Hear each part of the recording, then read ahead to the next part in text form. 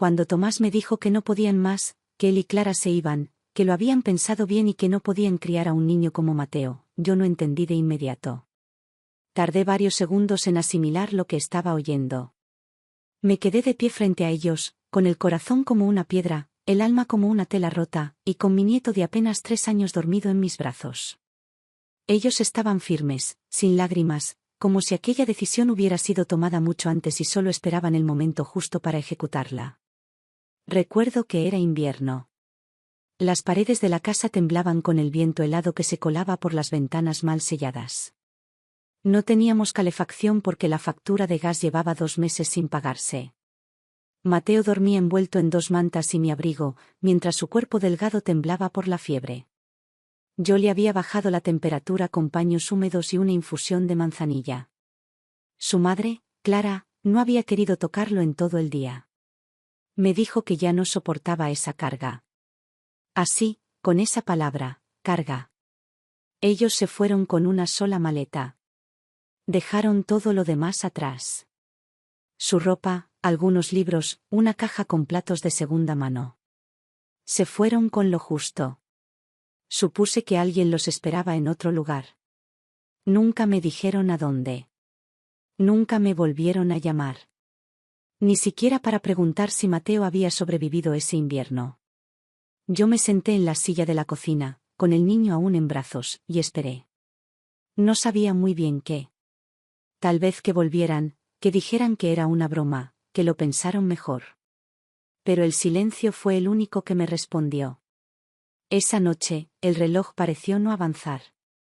Afuera llovía. Dentro, no teníamos ni pan. Solo unas papas viejas que herví sin sal porque tampoco había. Comí poco. Guardé todo para cuando Mateo despertara.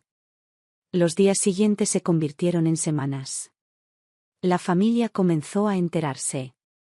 Mi hermana me llamó para decirme que lo había sabido por otra persona. Me preguntó si era verdad.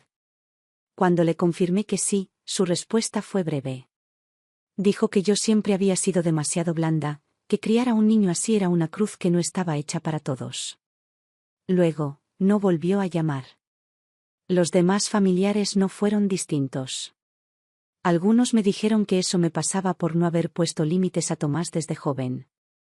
Otros simplemente ignoraron el tema. Cuando pasaban por mi casa, miraban de reojo, como si la enfermedad de Mateo fuera algo que se contagiaba. Mi sobrino llegó a decirme, sin un gramo de vergüenza, que no entendía por qué insistía en mantener con vida a alguien que nunca sería independiente. Yo los escuchaba en silencio. No respondía. No porque estuviera de acuerdo, sino porque el cansancio era demasiado grande. Me levantaba antes del amanecer para lavar ropa ajena, para limpiar casas, para planchar por pocas monedas. Volvía al mediodía, cocinaba lo que podía, y pasaba la tarde dándole masajes a Mateo, ayudándolo con sus ejercicios, llevándolo al centro de salud cuando el dinero alcanzaba. Mateo no hablaba mucho. Apenas balbuceaba sílabas sueltas, pero sus ojos decían todo. Me miraba con esa mezcla de miedo y ternura que me partía el alma. Cuando lograba mover un dedo, me lo mostraba como un trofeo. Y yo fingía una alegría explosiva, lo aplaudía, le decía que era el niño más fuerte del mundo. No quería que notara mi miedo. Yo también tenía miedo. Mucho. A veces sentía que no iba a poder. Que un día su cuerpo iba a ceder y que ni los paños húmedos, ni las papas hervidas, ni mi amor inmenso serían suficientes para sostenerlo. Recuerdo las noches más frías. Esas en las que la respiración se congelaba en el aire, en las que yo lo cubría con mi cuerpo porque no había más mantas, y le cantaba canciones inventadas para que no sintiera el vacío. A veces pensaba que si yo me enfermaba, él se quedaría solo. Y eso era lo que más me aterraba. No su enfermedad, no la pobreza, no el hambre. Me aterraba morir antes de que él pudiera caminar solo, decir su nombre, defenderse un poco de este mundo tan cruel. No pasaban muchas cosas en esos años. O al menos, no cosas que se pudieran contar. No hubo grandes giros, ni milagros repentinos. Lo que hubo fue resistencia. Cada día era una montaña. Cada paso, una batalla. Y aún así, seguíamos. Porque yo no podía abandonarlo como lo hicieron los demás. Porque en su rostro veía la inocencia de alguien que no pidió venir al mundo, pero que ya había sido juzgado por él. A veces, mientras lo alimentaba con cucharas pequeñas de puré, pensaba en lo que había hecho mal como madre. Si alguna vez consentí demasiado a Tomás, si debía haber sido más firme con Clara. Pero después, cuando Mateo me sonreía con esa boca ladeada y esos ojos redondos, todas esas dudas se borraban. Solo importaba él. Solo él. Los vecinos nos miraban con lástima.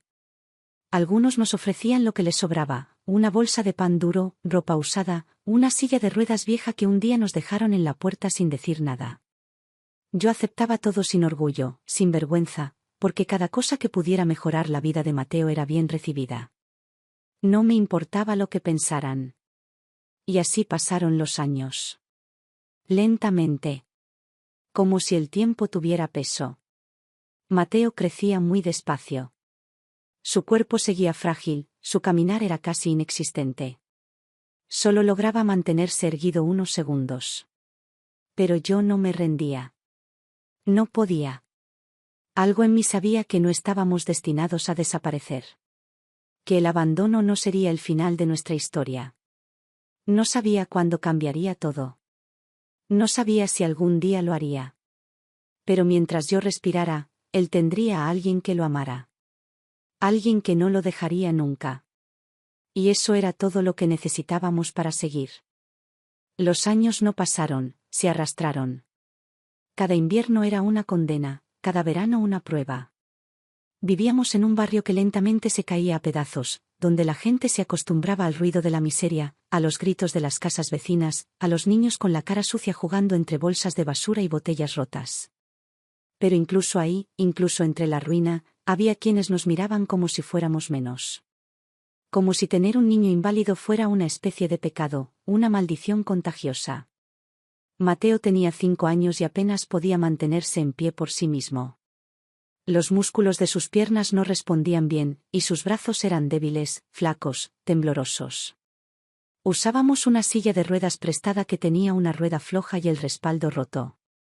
Cada vez que salíamos, aunque fuera solo hasta la esquina para que viera el sol, sentía las miradas clavadas en su cuerpo como agujas. Algunos cruzaban de acera. Otros comentaban en voz baja. A veces, simplemente se reían. Los niños del barrio eran los peores. No por maldad pura, sino por la ignorancia que aprenden de sus padres. Le gritaban cosas, lo imitaban arrastrando los pies, o preguntaban si era tonto. Una vez le lanzaron piedras pequeñas. Otra vez lo empujaron y cayó al suelo. Yo salí corriendo, gritando como una loca. Los niños huyeron. Ninguna madre vino a pedir disculpas. Nadie lo lamentó. La familia no era mejor. Mis hermanos venían de vez en cuando con paquetes de arroz o un tarro de café vencido, pero no por bondad. Lo hacían para sentirse moralmente justificados, para poder decir que nos ayudaban. Pero siempre venía acompañado de comentarios hirientes, bromas crueles, comparaciones injustas. Una de mis cuñadas dijo una vez, delante de todos, que quizás hubiera sido mejor que Mateo no hubiera nacido. Que así mi vida sería distinta. Nadie la corrigió. Yo me quedé en silencio. No porque estuviera de acuerdo, sino porque ya no tenía fuerzas para discutir. Mateo escuchaba todo. No entendía cada palabra, pero sentía el tono, las miradas, el desprecio disfrazado de lástima. Y ese dolor se le metía en los huesos. A veces, por las noches, lo encontraba despierto, con los ojos abiertos, sin llorar, sin moverse, solo mirando el techo. Como si su cuerpecito supiera que no encajaba en ningún lado. Yo me acostaba a su lado y le acariciaba el pelo hasta que por fin se dormía. A los 6 años, intenté inscribirlo en una escuela del gobierno. Me dijeron que no estaban preparados para casos así. Les supliqué. Les mostré papeles médicos, certificados, informes. Me dijeron que probara en un centro especial, pero que esos tenían listas de espera de años y cuotas que yo no podía pagar ni vendiendo mi sangre. Terminé enseñándole en casa, con libros viejos y cuadernos usados que me regalaba una señora para la que limpiaba. Él aprendía despacio, pero aprendía. Reconocía letras, sumaba con los dedos, repetía frases. Cada pequeño logro era una fiesta privada entre los dos. Yo no tenía descanso. Trabajaba limpiando casas, planchando, cocinando para otras familias. Me pagaban lo justo para sobrevivir. Nunca me quejaba. Cada moneda iba a su alimentación, a sus medicinas, a su terapia. Cada centavo era una inversión en su vida. Nunca me compré ropa nueva, ni zapatos. Todo lo que tenía era heredado o recogido de los contenedores del barrio rico.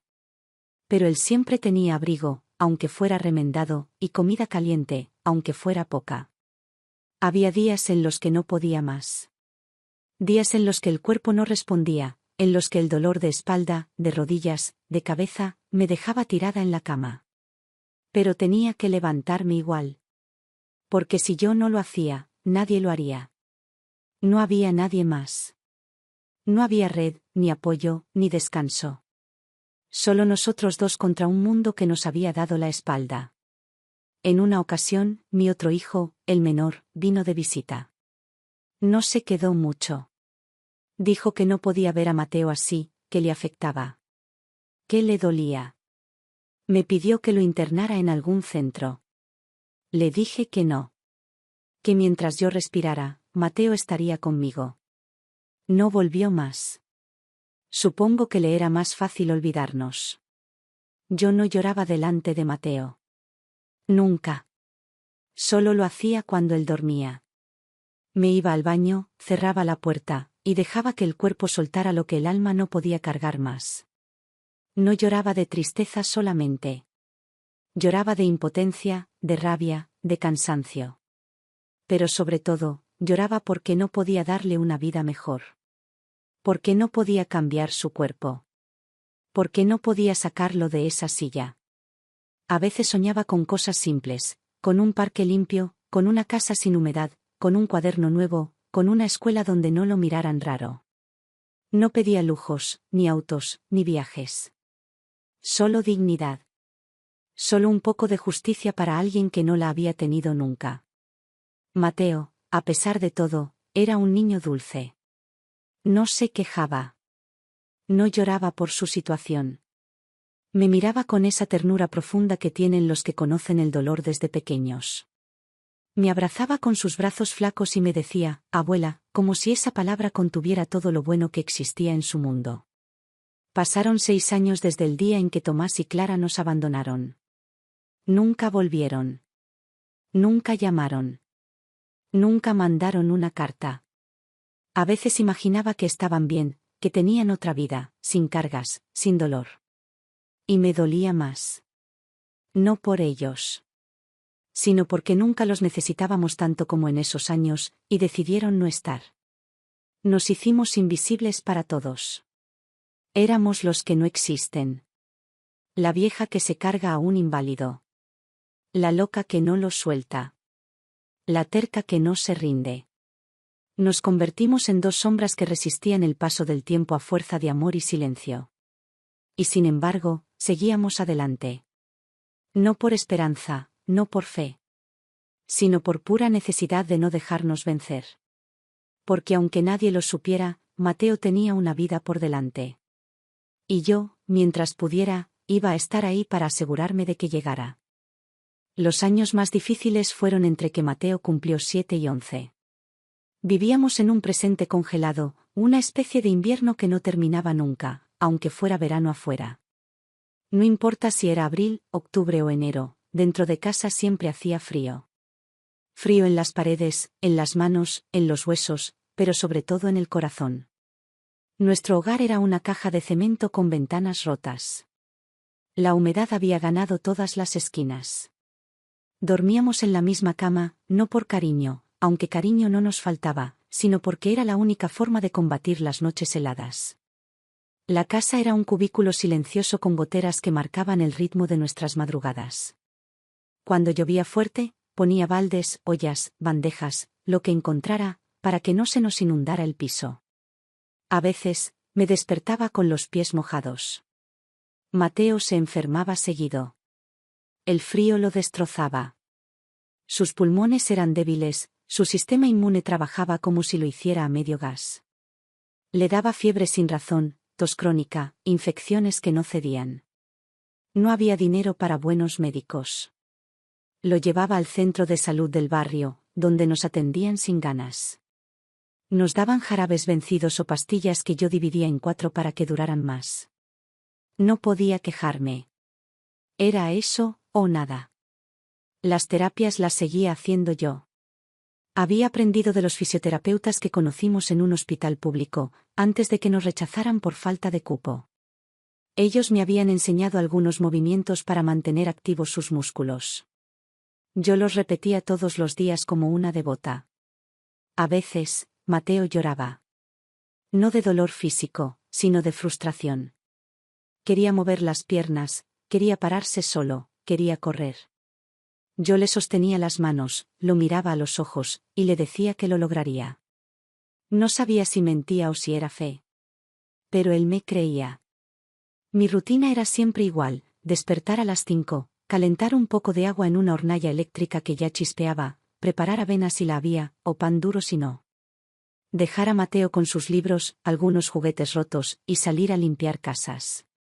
Volvía antes del mediodía, le daba de comer, hacíamos ejercicios, estudiábamos juntos, lo dormía una siesta. Después, salía de nuevo a lavar ropa ajena. Regresaba de noche con las manos agrietadas, la espalda partida, y los zapatos empapados. Pero regresaba. Siempre regresaba. No teníamos televisión. Mateo leía. Le gustaban los libros de ciencia, de historia, de animales. Yo le traía lo que encontraba en ferias o lo que me regalaban las señoras para las que trabajaba. Una vez, una señora rica me dio una enciclopedia incompleta. Cuando se la mostré, Mateo la abrazó como si le hubiera traído un tesoro. La leía cada noche. La tocaba con cuidado, como si fuera frágil. En esas páginas encontró una vía de escape. Allí descubrió un mundo donde no era diferente, donde su cuerpo no lo limitaba. Allí volaba. Los vecinos ya casi no nos hablaban. Éramos parte del paisaje, como el poste de luz roto o la tienda abandonada de la esquina. Yo no esperaba compasión, pero tampoco esperaba la indiferencia. Una vez se incendió la cocina porque la instalación eléctrica estaba vieja. Salimos corriendo. Nadie vino a ayudarnos. Ni siquiera a preguntar si estábamos bien. Solo cuando el humo desapareció, una vecina me lanzó desde su ventana una botella con agua. Por si vuelve a prenderse, dijo.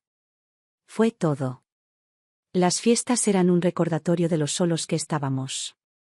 Mientras los demás celebraban con fuegos artificiales, comida y ruido, nosotros pasábamos las Navidades con una vela encendida, una taza de té y pan con manteca si alcanzaba. Le contaba cuentos inventados. Le hablaba de un futuro donde él tendría su casa, su vida, su libertad. Él me escuchaba con una fe que me partía en dos. Mateo no conocía lo que era un juguete nuevo, ni un parque limpio, ni una fiesta de cumpleaños con globos. Sus regalos eran dibujos hechos a mano, libros usados, palabras. Y sin embargo, nunca se quejaba. Nunca preguntaba por su papá ni por su mamá. Nunca preguntó por qué no venían. Yo creo que lo sabía, aunque nunca lo dijimos. Él sabía que lo habían dejado. Y había aprendido a vivir con eso. Yo tampoco los nombraba. Había arrancado esas palabras de mi diccionario interno. No por odio, sino por necesidad. Eran una herida que ya no podía sangrar más. Mi único enfoque era Mateo. Su salud. Su mente. Su alma. Mi cuerpo se había convertido en una herramienta para que él viviera. Nada más importaba. Durante un tiempo, vendí empanadas caseras. Las hacía con lo que tenía. Las salía a vender a la plaza del barrio, caminando con una caja improvisada. Algunos días no vendía ni una. Otros, me alcanzaba para comprar 1 litro de leche y algo de carne para Mateo. Nunca para los dos. Yo comía arroz o sopa aguada. Él tenía que tener proteína. Tenía que crecer. Tenía que ganar fuerza. Recuerdo un invierno en especial. Tenía una infección en el pulmón. No podía respirar bien. Temblaba. No tenía fiebre, pero su color era ceniza. Lo llevé a un hospital con urgencias. Me pidieron que esperara. Esperamos 9 horas en un pasillo.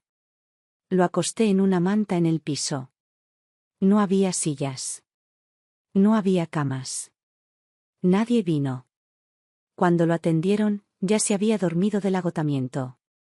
El médico me dio una receta imposible. Salí con el papel en la mano, sentada en un banco de cemento, sin saber qué hacer. Terminé pidiéndole prestado a una vecina. Tardé 3 meses en devolverle el dinero. No teníamos fotos. No teníamos recuerdos materiales. Todo lo que teníamos estaba en nuestras cabezas. En los gestos, en los sonidos, en las palabras repetidas. Mateo hablaba poco, pero me decía te quiero cada día. A veces me acariciaba la cara con sus dedos finos, como si él cuidara de mí. Y yo, con todo el dolor del mundo encima, seguía de pie. No por heroísmo. No por orgullo. Solo porque no había otra opción. Si me caía, él se caía. Si me rendía, él se apagaba. Y no lo iba a permitir. Así fue nuestra vida durante años. Repetitiva, gris, solitaria, pero tejida con un hilo invisible de amor que ni la miseria pudo cortar. No teníamos nada, pero nos teníamos. Y eso, aunque nadie lo entendiera, era lo único que nos mantenía vivos. No hubo un solo momento que marcara la decisión. Fue un goteo lento, una acumulación de años, de miradas sucias, de burlas disfrazadas de consejo, de manos que se retiraban cuando más las necesitábamos. No fue una pelea. No fue una tragedia puntual. Fue simplemente entender que ese lugar no tenía más para ofrecernos que desprecio y desgaste. Era sobrevivir, sí, pero morir un poco cada día. Era estar viva solo para ver cómo todo se pudría alrededor. La gota final fue una tarde de otoño. Mateo ya tenía 11 años. Habíamos salido con la silla de ruedas a tomar algo de sol, como hacíamos cada vez que podía dejar el trabajo por unas horas. Nos detuvimos frente a una casa en construcción. Mateo miraba las paredes desnudas con atención. Le gustaba ver cómo se levantaban cosas, como algo nuevo salía de la nada. Un grupo de niños pasó corriendo cerca y uno de ellos se detuvo a observarlo. Lo reconocí, era nieto de un viejo amigo de mi esposo fallecido. Me miró a Mateo, y gritó algo que aún hoy me cuesta repetir. Dijo que Mateo parecía un muñeco roto. Dijo que por eso su papá se había ido. Que nadie quiere cargar con algo que no sirve. No respondí. No porque no sintiera rabia, sino porque me quedé congelada. Me dolió más de lo que esperaba. Mateo bajó la cabeza, no lloró, pero se cubrió la cara con las manos. No habló en todo el camino de vuelta. Esa noche, tampoco cenó. Se quedó acostado, en silencio. Al día siguiente, no quiso salir. Me dijo, con una voz que ya no era de niño, que quería vivir en otro lugar. Que no quería que lo miraran así nunca más. Fue él quien me lo pidió. Yo ya lo había pensado cientos de veces. Pero me faltaba fuerza, o tal vez valor. Era empezar de cero. Era arriesgarlo todo. Pero ese día, entendí que ya no había elección. Si me quedaba, él se marchitaba. Y si él se apagaba, yo también. Empecé a planearlo en silencio. No le dije a nadie. Vendí algunas cosas. Las pocas que tenía. Una radio vieja, una lámpara, unas sillas. Junté monedas durante semanas. Busqué opciones de alquiler en otra ciudad, donde no tuviéramos conocidos, donde nadie supiera nuestra historia. Hablé con una señora a la que le limpiaba la casa. Ella tenía una prima que rentaba una pieza en las afueras de una ciudad mediana. Me la ofreció sin garantía, solo con el primer mes adelantado. Le dije que sí. Empaqué lo poco que nos quedaba en 2 bolsas.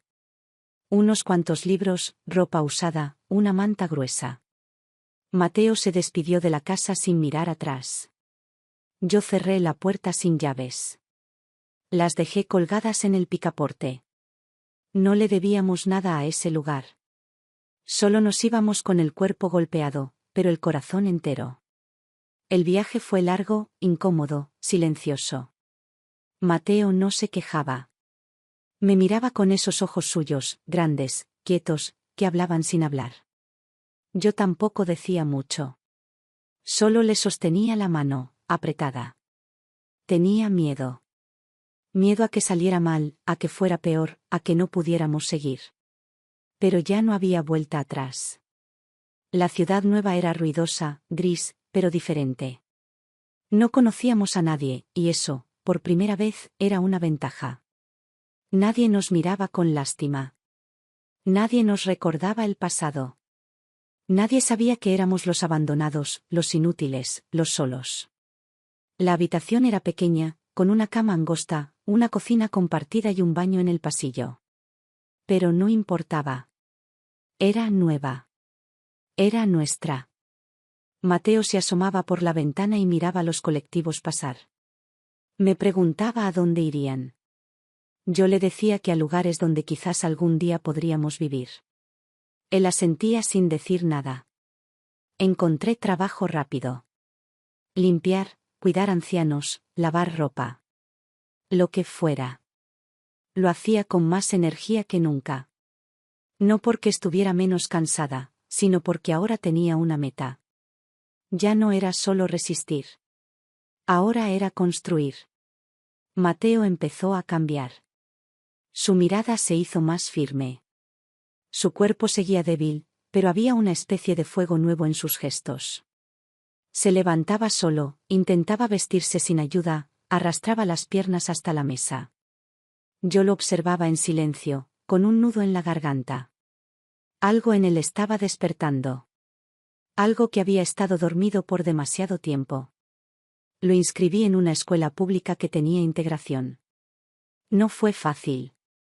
Tuve que rogar, insistir, llenar papeles. Pero lo aceptaron.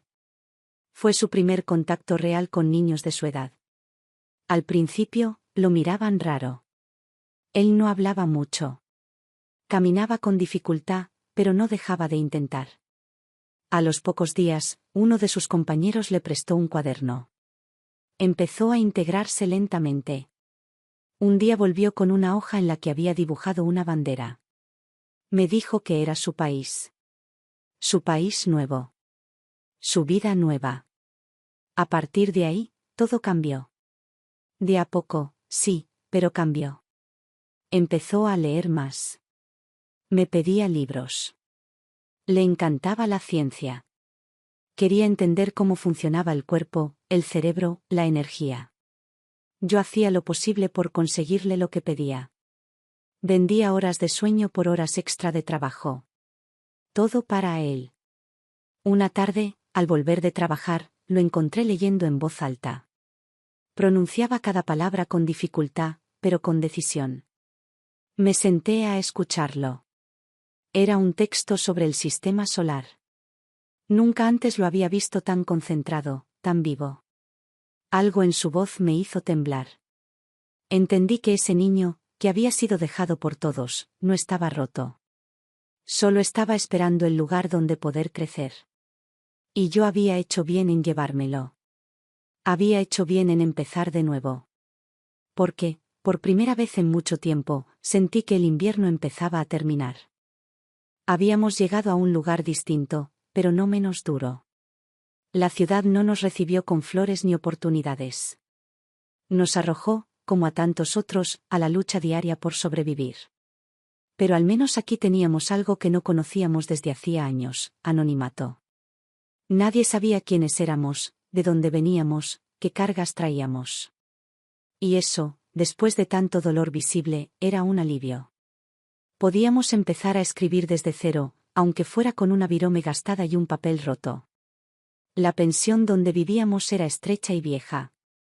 Las cañerías hacían ruido por la noche y las paredes eran tan finas que se escuchaban las discusiones del vecino como si fueran propias. pero el cuarto era nuestro refugio. Teníamos una cama de una plaza que compartíamos, un ropero donado, una silla que usábamos para todo y un pequeño escritorio donde Mateo leía. El escritorio fue mi primer regalo grande. Lo compré a pagos, usado, con la madera astillada, pero él lo recibió como si fuera de oro. Allí ponía sus libros, sus cuadernos, sus sueños. Mi cuerpo estaba desgastado. Me levantaba con dolores en la espalda, en las piernas, con los dedos hinchados. Cuidaba a una señora mayor que vivía a 5 cuadras. La bañaba, la vestía, le cocinaba, le leía el diario. Por las tardes, limpiaba casas.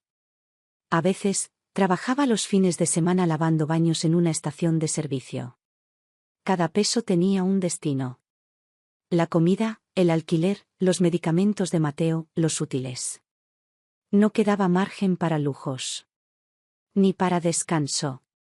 Aún así, todo era distinto. Porque ahora luchaba por algo más que el día a día. Luchaba por un futuro. El de él. Mateo se adaptó mejor de lo que pensé. La escuela pública no era perfecta, pero al menos lo trataban con respeto. Los docentes lo notaron enseguida, tenía un interés que no era común. Se quedaba después de clase haciendo preguntas. Escribía resúmenes extensos. Leía en casa. Empezaba a entender conceptos complejos, mucho más allá de su edad. Una maestra me llamó un día para felicitarme. Me dijo que nunca había visto un alumno tan determinado. Que tenía un potencial increíble. Me emocioné, pero no lloré frente a ella. Me guardé las lágrimas para cuando llegué al cuarto. Las solté en silencio, mientras Mateo dormía. Lágrimas de algo nuevo. No de dolor. De orgullo. De alivio. De esperanza. Con el tiempo, su cuerpo también cambió. Seguía teniendo dificultades para caminar, pero se caía menos. Tenía más equilibrio, más fuerza. Sus piernas se afirmaban mejor. Hacíamos ejercicios todos los días. Le daba masajes en los músculos, lo ayudaba a estirarse, a moverse, a desafiar su cuerpo. Él ponía todo de sí. Nunca se rendía. Nunca pedía que se terminara. Nunca dijo basta. Lo llevé a una consulta médica en un hospital público de la ciudad. El especialista me miró con sorpresa. Me dijo que el avance de Mateo era poco común. Que, con terapia constante, podía incluso caminar sin ayuda en unos años. No quise ilusionarme demasiado, pero lo escuché con atención. Y salimos de ahí más livianos. Una tarde, mientras lavaba ropa en el patio del fondo, lo vi desde la ventana. Estaba de pie, sin apoyarse en nada, leyendo en voz alta. Temblaba un poco, pero se sostenía. Estuvo así más de 5 minutos. Luego se sentó despacio. Entré sin decir palabra. Me vio, me sonrió, y me dijo que ya casi lo tenía. Que pronto no iba a necesitar la silla. Me acerqué, le acaricié la cabeza, y le preparé una taza de leche caliente. No hacía falta decir más. Empezamos a tener rutinas. Yo trabajaba de día, él estudiaba. Por la noche, cenábamos juntos, leía para mí, le corregía los textos, le enseñaba lo que había aprendido. Me hablaba del sistema solar, de la evolución, de las leyes físicas. Yo no entendía todo, pero lo escuchaba con devoción. No era solo conocimiento. Era un motor. Era su forma de demostrarme que todo tenía sentido. Con el tiempo, la dueña de la pensión nos ofreció mudarnos a una pieza más grande, porque se había enterado por una vecina de nuestra situación. No pidió aumento. Nos la dio porque, según dijo, ustedes no molestan, son gente buena. Fue la primera vez en mucho tiempo que alguien nos reconocía sin sarcasmo. Esa habitación fue nuestro pequeño palacio. Mateo tenía su rincón de estudio, una cama propia, una lámpara. Yo podía moverme sin tropezar con todo. Teníamos espacio para respirar. Me sentí rica. No por el espacio, sino por la dignidad. Mateo empezó a destacarse en concursos escolares. Ganaba medallas, diplomas, libros. Los traía como si fueran trofeos de guerra.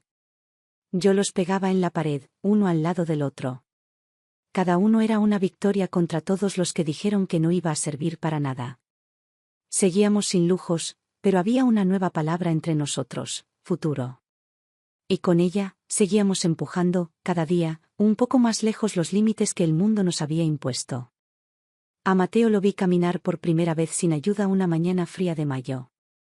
Fue solo unos pasos, cortos, titubeantes, con los brazos estirados hacia adelante como si caminara en la oscuridad. No dijo nada. Tampoco yo. Solo lo vi hacerlo. Estaba en el pasillo de la pensión, y con cada paso, el suelo crujía como si reconociera la hazaña. Cuando se detuvo, me miró con una mezcla de miedo y orgullo.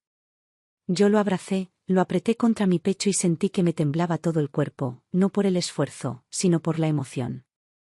Esa fue la primera señal concreta de que su cuerpo ya no era el mismo. Lo que habíamos hecho durante años, los masajes, los ejercicios, las terapias caseras, las caminatas con ayuda, las posiciones controladas, empezaba a dar frutos. Lentos, sí. Pero reales. Mateo ya no era el niño quebrado de antes. Ahora era un adolescente en construcción, una promesa que se abría paso con dolor, pero con firmeza. Los médicos confirmaron lo que ya sospechábamos. Su evolución era notable. Ya no necesitaba silla de ruedas para trayectos cortos. Podía estar de pie durante más tiempo. Sus músculos eran más resistentes. Su columna más firme. Su respiración más controlada. Lo felicitaron, me felicitaron. Me dijeron que muchos no llegan tan lejos. Que había hecho un trabajo increíble. No sabían cuánto había costado.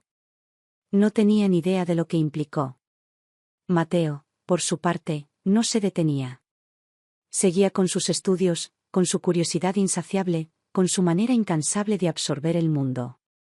Empezó a interesarse por temas más complejos: filosofía, política, estructura del Estado.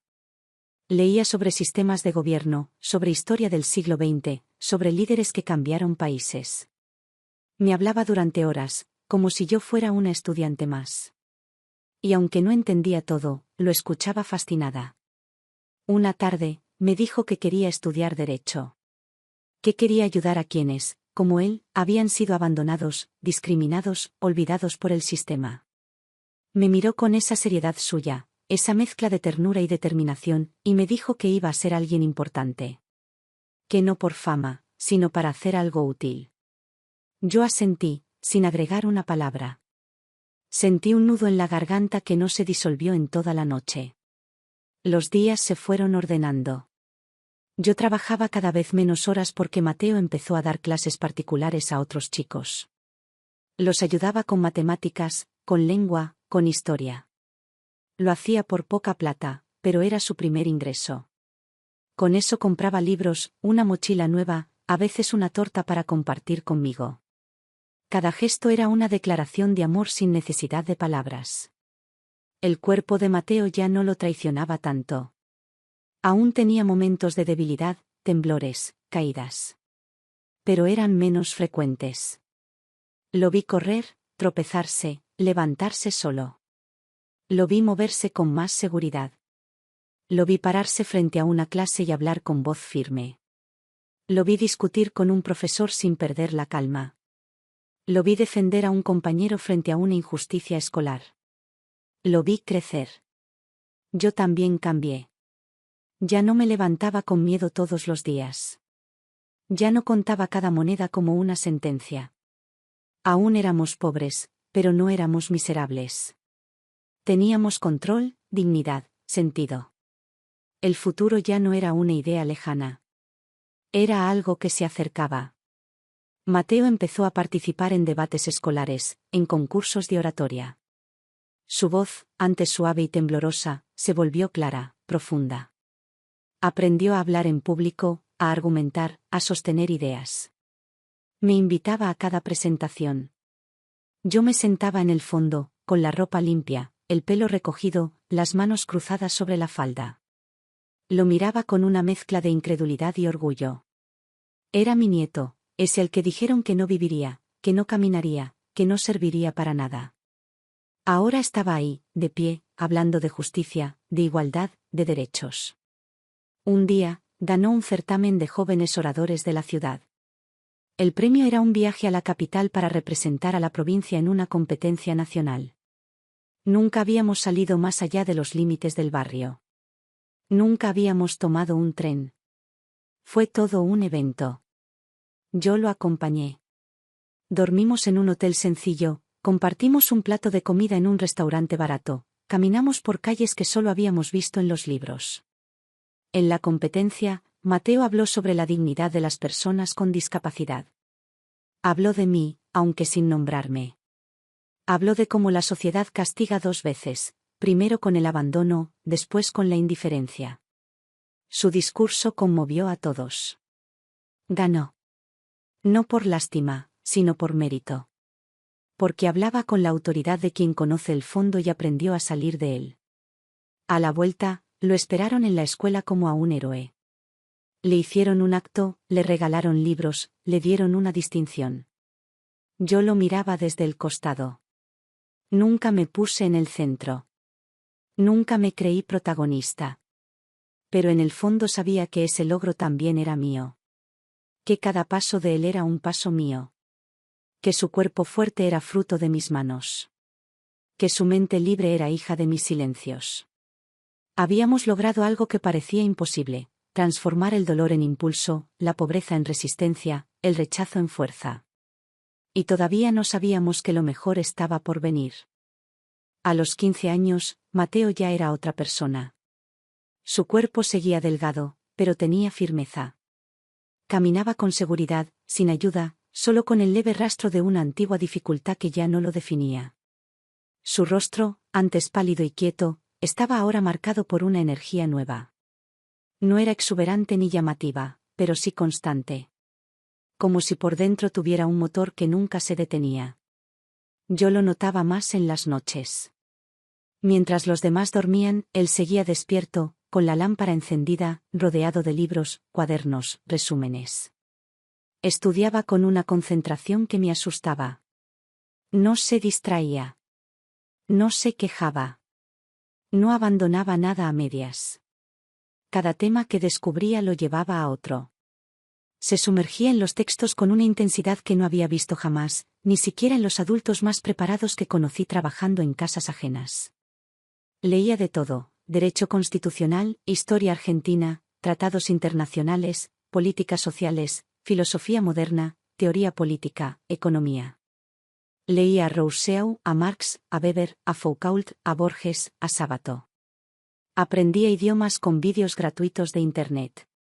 Empezó con inglés, luego portugués, después francés. Yo no entendía cómo retenía tanto, cómo hilaba conceptos, cómo debatía consigo mismo en voz baja mientras caminaba de un lado a otro del cuarto. A veces lo observaba sin que se diera cuenta. Me sentaba en silencio a tejer o a doblar la ropa, pero en realidad lo estaba mirando a él. Me costaba creer que ese adolescente disciplinado, ambicioso, seguro, era el mismo niño que hace unos años temblaba de fiebre entre mantas agujereadas. Lo veía escribir con su letra apretada, llenar cuadernos enteros, garabatear frases en los bordes de los libros. Tenía una mente en combustión, siempre en movimiento. No era vanidoso. No lo hacía para impresionar a nadie.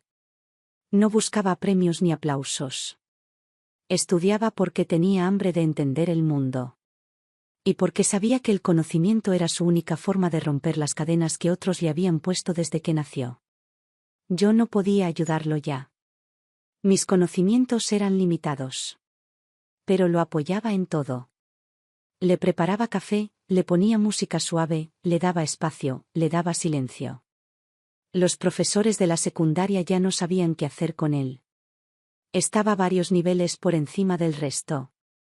Participaba en las clases, organizaba grupos de estudio, armaba debates, escribía ensayos que dejaban a los docentes en silencio.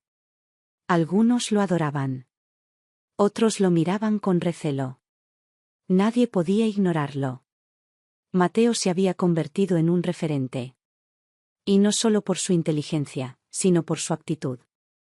Defendía a los compañeros más callados. Cuestionaba decisiones injustas. Propuso reformas en el Consejo Estudiantil. Organizó charlas sobre derechos civiles. Convenció al director de agregar contenidos de inclusión en los programas de estudio. A los 16, ya era un líder. No porque lo buscara, sino porque los demás lo seguían. Yo lo acompañaba a todo. En silencio, como siempre. Iba a los actos, a los encuentros, a las presentaciones. Me sentaba en la última fila, con mi bolso en el regazo, mirando desde la sombra. No necesitaba que nadie supiera quién era yo.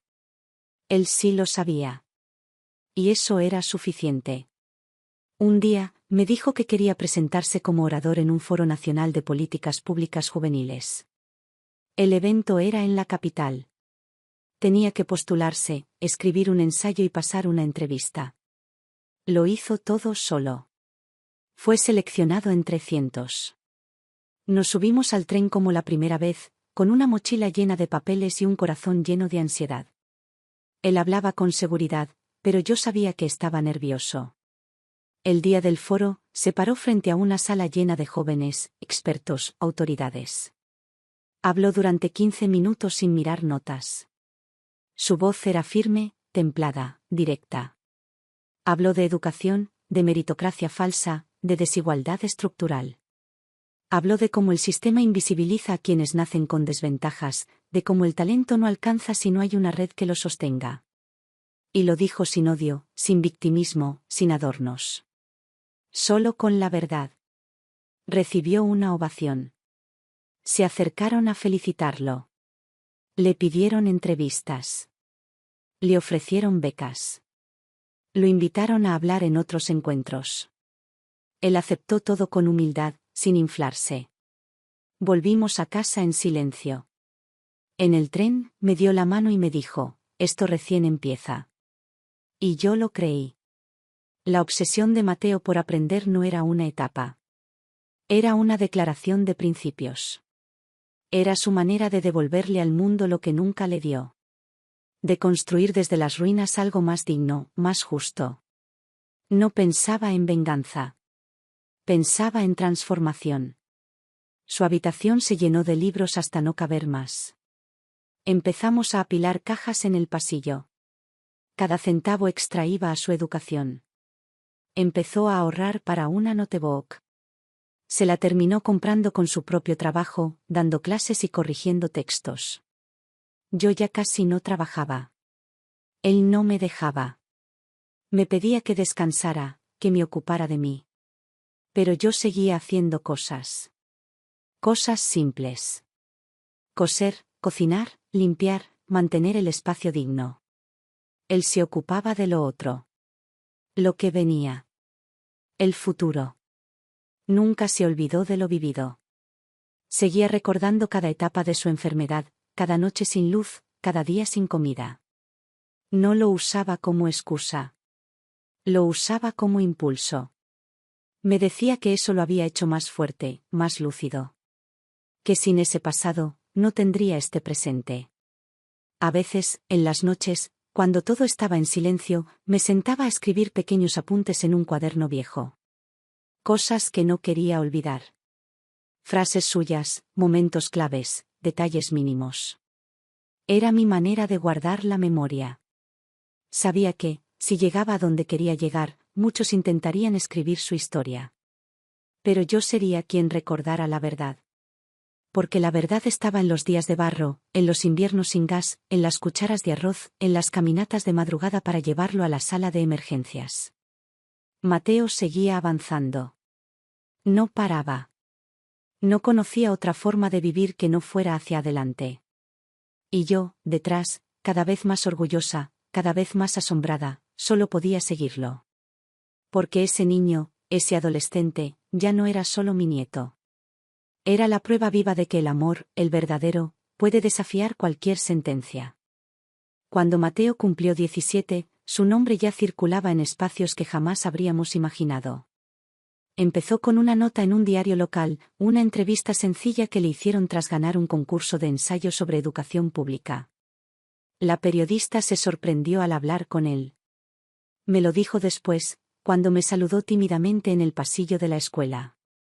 Habla como si tuviera 50 años y hubiese vivido 10 vidas. Yo solo sonreí. No hacía falta corregirla. Después vino una invitación a un programa de radio. Luego, una columna de opinión en un sitio de jóvenes intelectuales. Le escribían por correo, lo invitaban a participar en foros, mesas de discusión, encuentros sobre políticas educativas, juventudes y discapacidad. A cada paso, Mateo avanzaba con la misma calma con la que un día, en silencio, se puso de pie por primera vez. No corría, no se desesperaba. Caminaba firme. Como quien sabe exactamente hacia dónde va. Yo lo acompañaba en todo lo que podía. Seguía yendo a los eventos, sentada en el fondo, con mis cuadernos de apuntes escondidos en la cartera. Tomaba nota de todo, no por control, sino por respeto. Sentía que cada palabra suya era parte de algo más grande. Era testigo de algo que no se da todos los días. Y quería recordarlo todo, cada momento, cada gesto, cada aplauso. No vivíamos mejor económicamente, pero había más aire. Mateo ya recibía pequeñas becas por sus actividades. Daba talleres. A veces lo contrataban para charlas. Con eso comprábamos comida mejor, ropa decente, una estufa nueva. No lujos. Solo mejoras que hacían la vida más digna. Me insistía en que dejara de trabajar. Decía que ahora le tocaba a él cuidar de mí. Yo seguía haciendo cosas en casa, pero era verdad, por primera vez en mucho tiempo, no tenía que desgarrarme la espalda para mantenernos. Lo vi pararse frente a auditorios llenos, hablar sin papel, con seguridad, con convicción. Su historia conmovía, pero no se quedaba ahí. No era un testimonio, era un proyecto. No contaba lo vivido para dar pena. Lo contaba como un diagnóstico de algo mayor. Él era solo un caso, uno entre miles, y su tarea era que eso cambiara. Una vez, en una charla universitaria, una mujer mayor se acercó a mí. Me abrazó con fuerza. Me dijo que yo era su madre aunque no lo hubiera parido. Me pidió que no dejara de cuidarlo. Yo le respondí que no era necesario. Que Mateo sabía cuidarse solo. Y que ahora era él quien cuidaba de mí. Se multiplicaron las invitaciones. Algunas las rechazaba. No quería ser parte de eventos vacíos. Elegía bien dónde ir, con quién hablar, para qué decir lo que decía. Ya no era solo un joven brillante. Era un referente. Muchos lo seguían. Muchos empezaban a hablar de él como una promesa política. Él no decía nada. Sonreía. Seguía estudiando. Seguía leyendo. Aplicó a una universidad pública de la capital. Entró sin dificultad. No solo por su promedio, sino por sus antecedentes, sus escritos, su trabajo social. Se preparó solo. Yo lo ayudé en lo que pude, le cosí la ropa, preparé sus cosas, le dejé todo listo. Lo acompañé a instalarse. Era un departamento pequeño, compartido con otros 2 chicos.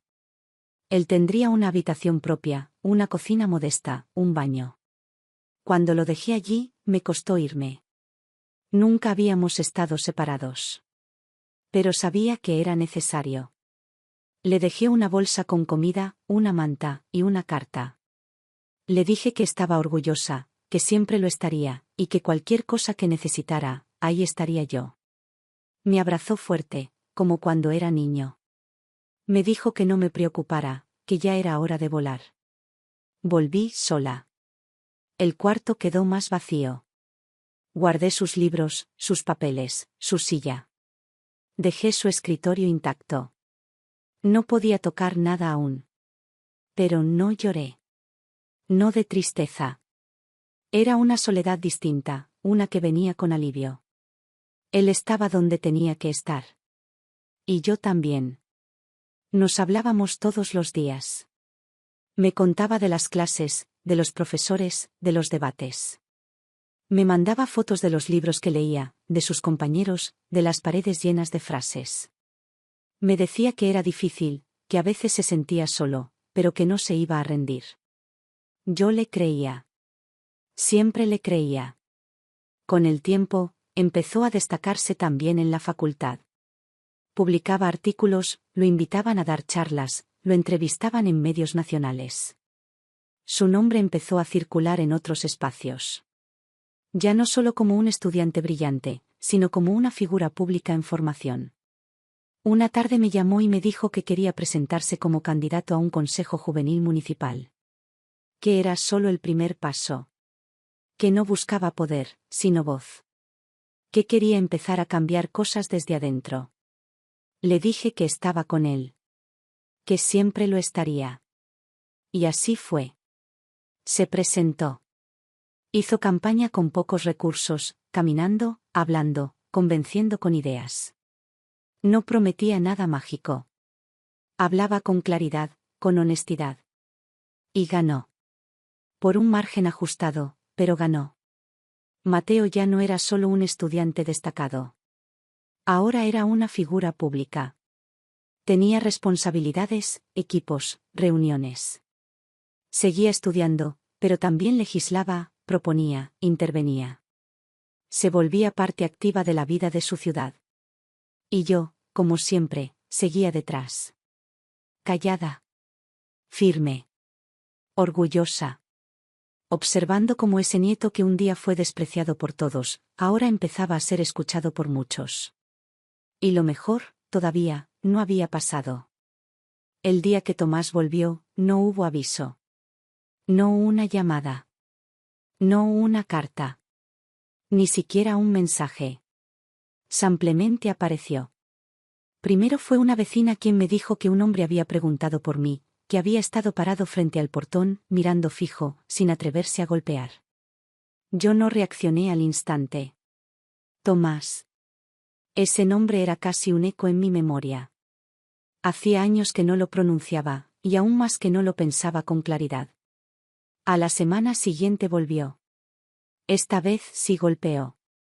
Cuando abrí la puerta y lo vi parado ahí, con un saco gastado y una expresión que no supe descifrar, el cuerpo se me endureció. No fue emoción. No fue odio. Fue una parálisis de lo que no debería volver. No dije su nombre. Él tampoco dijo el mío. Solo preguntó si podía pasar. Le abrí por educación, nada más. Se sentó en una punta del sillón. Miró alrededor, como midiendo qué tanto había cambiado todo. Dijo que había escuchado sobre Mateo. Que lo veía en la televisión. Que lo leía en los diarios. Que no podía creer lo que había logrado. Dijo que Clara también lo había seguido desde lejos, que estaban orgullosos, que querían hablar con él. No respondí enseguida. Lo dejé hablar. Soltó frases vagas sobre errores del pasado, sobre decisiones difíciles, sobre lo mal que lo habían pasado ellos también. Habló mucho, pero sin decir nada. No pidió perdón. No lloró. Solo intentó justificar lo injustificable. Me pidió que lo ayudara a reencontrarse con su hijo. Que mediara. Que le dijera que no todo fue como parecía. Que eran otros tiempos. Que ahora estaban en otro lugar emocional. Me dijo que querían reconstruir vínculos. Que estaban en problemas económicos. Que necesitaban una oportunidad. Fue entonces cuando entendí. No era un acto de amor. No era arrepentimiento. Era necesidad. Vio a su hijo convertirse en alguien y pensó que podía volver, como si el abandono no dejara cicatriz. Le respondí con calma. Le dije que Mateo ya no era ese niño indefenso que había dejado tirado. Que ahora decidía por sí mismo. Que si quería hablar con él, podía buscarlo. Pero que no esperara comprensión automática. Que la puerta que él había cerrado hacía 20 años, no se abría solo con tocarla. Tomás se fue con la cabeza gacha. No supe si por vergüenza o por rabia. Dijo que volvería. Y volvió. Esta vez con Clara. Ella sí lloró.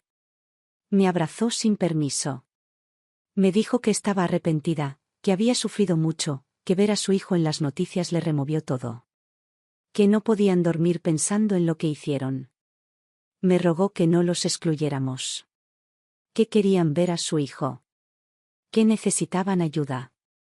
Que estaban sin trabajo, sin casa fija. Que su situación era insostenible. La escuché. No con lástima. Con distancia. Como si estuviera oyendo una historia ajena. ¿Por qué lo era? Ellos ya no eran parte de la mía. Mateo vino al día siguiente. Le conté. Me miró en silencio. No dijo nada por un largo rato. Luego me pidió que organizara un encuentro. Que quería escucharlos. No porque creyera que algo iba a cambiar. Sino porque sentía que debía cerrar esa historia en persona. Y así fue. La reunión fue breve. Clara lloró. Tomás evitaba mirarlo a los ojos. Hablaron con frases vacías, con explicaciones que no explicaban nada. Mateo los dejó hablar. Luego respondió. Les dijo que no los odiaba. Que había aprendido a vivir sin ellos. Que su madre, para él, era yo. Que su historia ya estaba completa. Que no necesitaba una versión corregida de sus padres. Que lo habían dejado en el peor momento de su vida. Que si él había llegado a donde estaba, no fue por ellos. Fue a pesar de ellos. Les agradeció haberlo traído al mundo. Pero les dejó claro que no tenían derecho a volver como si nada. Les dijo que no era tarde para cambiar, pero que no contaran con él para eso. Que lo que necesitaban, trabajo, dinero, afecto, no se conseguía con lágrimas atrasadas. Yo los acompañé a la puerta. Los miré a los dos a los ojos. Les dije que cada uno elige en qué momento ser familia. Y que ellos eligieron no serlo cuando más se los necesitaba. Y que ahora, ya era tarde. No grité. No insulté. No lloré. Solo cerré la puerta con la misma firmeza con la que un día la cerraron ellos. Mateo me abrazó esa noche. Me dijo que lo había hecho por él, pero también por mí. Que necesitábamos terminar esa historia. Que era hora de seguir sin fantasmas. Y yo supe que tenía razón. Habíamos cerrado una puerta. Y abierto, por fin, todas las demás. Después de aquella tarde en que cerramos la puerta sin volver la vista atrás, la vida siguió su curso. Pero algo dentro de mí cambió. No fue rabia, ni orgullo, ni alivio inmediato. Fue silencio. Un silencio profundo, no de tristeza, sino de orden. Como si todo finalmente hubiera ocupado su lugar. Como si el rompecabezas de años de lucha por fin tuviera sentido. Ya no esperaba que nadie entendiera nuestra historia. Ni siquiera quería contarla más. Porque la verdad no necesitaba ser explicada. Bastaba con verla en los ojos de Mateo cada vez que hablaba frente a un grupo de jóvenes, cada vez que votaba un proyecto en su nueva función, cada vez que volvía a casa y me preguntaba cómo me sentía, si había comido, si necesitaba algo. Había aprendido que el dolor no desaparece, pero se acomoda. Y que no se trata de vengarse, ni de reclamar lo que no fue, sino de honrar lo que sí fue. Mateo era la prueba viva de que lo imposible también se construye. De que un niño abandonado puede volverse ejemplo. Y de que una mujer sola, vieja y pobre, puede ser madre, enfermera, maestra y sostén sin esperar agradecimiento. Ya no trabajaba fuera de casa. Mateo me había pedido que me dedicara a descansar, a leer, a cuidar las plantas del pequeño balcón que teníamos. Me regaló una biblioteca con estantes hechos a medida y fue llenándola con libros que creía que me podían gustar. Leía despacio, a mi ritmo, sin obligación. Y por las tardes cocinaba, no por necesidad, sino por cariño. Seguía siendo feliz haciendo su comida favorita y viendo cómo se le iluminaba la cara con el primer bocado. Nuestras conversaciones cambiaron. Hablábamos más del país, de su futuro, de lo que quería construir. Mateo me escuchaba con atención aunque yo no tuviera grandes conocimientos técnicos. Decía que mi manera de mirar la vida le daba perspectiva. que no había universidad que enseñara lo que aprendí fregando pisos para mantenernos a flote. Me hacía sentir valorada. Me hacía sentir útil sin exigencias. A veces salíamos a caminar, solo él y yo, por calles donde ya nadie nos reconocía como los que llegaron con una silla de ruedas y una bolsa de ropa. Ahora, si alguien nos saludaba, era porque conocían su historia. Porque admiraban lo que había logrado. Nunca dijo su nombre con arrogancia. Nunca se olvidó de cómo empezó. En cada discurso, en cada charla, dejaba claro que no lo había hecho solo. Siempre decía, gracias a quien creyó en mí cuando nadie más lo hizo. Y yo sabía que se refería a mí. Nunca le pregunté si lo perdonó de verdad a su padre y a Clara. Nunca hizo falta. Vivía sin odio. Vivía sin deudas emocionales. Eso ya era suficiente. Y yo también había soltado esa carga. No para reconciliarme, sino para no cargarla más. La paz no llegó como una revelación. Fue una construcción diaria. Hecha de gestos, de rutinas, de confianza. Lo veía crecer, madurar, ocupar lugares importantes, y aún así seguir siendo el mismo chico que me ayudaba a doblar la ropa, que me preparaba té, que me cubría con una manta si me dormía en el sillón. Vivíamos bien, sin exageraciones. Un departamento cómodo, libros por todos lados, plantas en las ventanas, una radio vieja con la que escuchaba música por las tardes. Mateo seguía trabajando, estudiando, proyectando. A veces me decía que quería escribir un libro. Que quería contar nuestra historia. Le decía que lo hiciera. Que era suya. Pero que no olvidara contarla desde lo que tuvimos, no desde lo que nos faltó. Porque sí, nos faltó mucho. Nos faltó salud, nos faltó dinero, nos faltó apoyo, nos faltó justicia. Pero también tuvimos lo esencial. Tuvimos la voluntad de no rendirnos. Tuvimos respeto mutuo. Tuvimos silencio cuando hizo falta y palabras cuando dolía. Tuvimos tiempo, juntos. Y eso, ahora lo sabía, era más de lo que mucha gente puede decir. Empezaron a invitarlo a programas grandes, a congresos, a reuniones con figuras de alto nivel. Me preguntaba siempre si debía aceptar. Le decía que sí. Que mientras no perdiera su eje, no había nada que temer. Que el poder no corrompe por sí solo. Que lo hace solo cuando uno olvida por qué llegó hasta ahí. Y Mateo no olvidaba. A veces venían jóvenes a casa. Estudiantes, voluntarios, futuros políticos. Yo les preparaba mate o café y escuchaba desde la cocina. Él hablaba con ellos como un igual. No les enseñaba desde arriba. Les contaba cómo fue. Lo real. Lo duro. Lo que nadie cuenta. Y ellos lo miraban con respeto. No por el cargo, sino por la historia. Yo lo veía crecer. No solo como profesional. Como persona.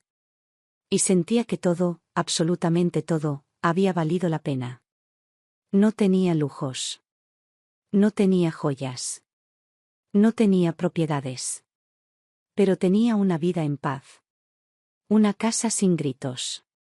Un nieto que había vencido cada sentencia, cada diagnóstico, cada prejuicio.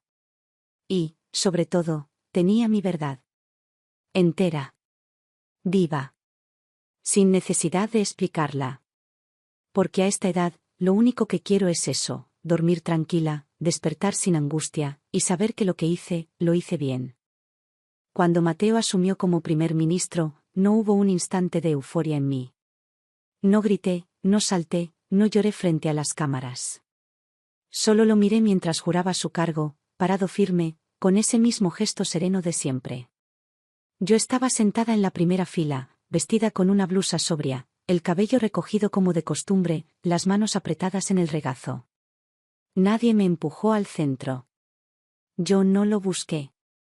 Sabía que mi lugar era ese, el que observa en silencio sabiendo lo que costó llegar hasta allí. Después de la ceremonia, vinieron los abrazos, las felicitaciones, las cámaras, las entrevistas.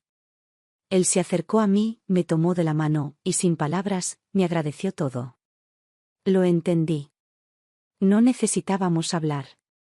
Todo estaba dicho desde hacía muchos años, en cada comida caliente, en cada madrugada sin sueño, en cada día que sobrevivimos cuando no había nada.